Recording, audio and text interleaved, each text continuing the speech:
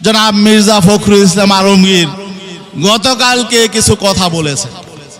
তারা তো এখন ক্ষমতায় যাওয়ার জন্য পাগলপাড়া হয়ে গেছেন।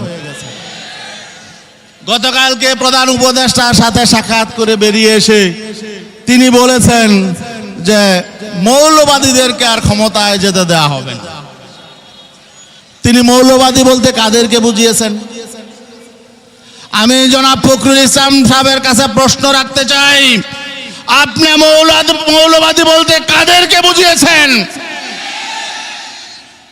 বিগত স্বৈর শাসক ফ্যাসিবাদী সরকার আওয়ামী লীগ যাদেরকে দীর্ঘদিন মৌলবাদী বলেছে, আপনি কি তাদেরকে মৌলবাদী বলেছেন? আপনি যদি তাদেরকে মৌলবাদী বলে থাকেন, বিএনপির জন্ম থেকে নিয়ে আজ পর্যন্ত যতবার তারা রাষ্ট্র ক্ষমতায় গিয়েছে প্রত্যেকবারই এই মৌলবাদীদের হাত ধরে গিয়েছে। এই মৌলবাদী শক্তির উপরে ব্যবহার করে তাদের সহযোগিতায় তারা ক্ষমতায় গিয়েছিল।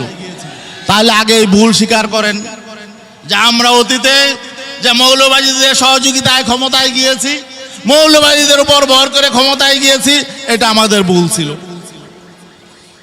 আমরা পরিষ্কার বলতে চাই, আমরা জাতিকে আর বিভক্ত করতে চাই না। আপনারা এ সমস্ত ফালতু কথা বলে বিভক্তির বীজ বপন করবেন না।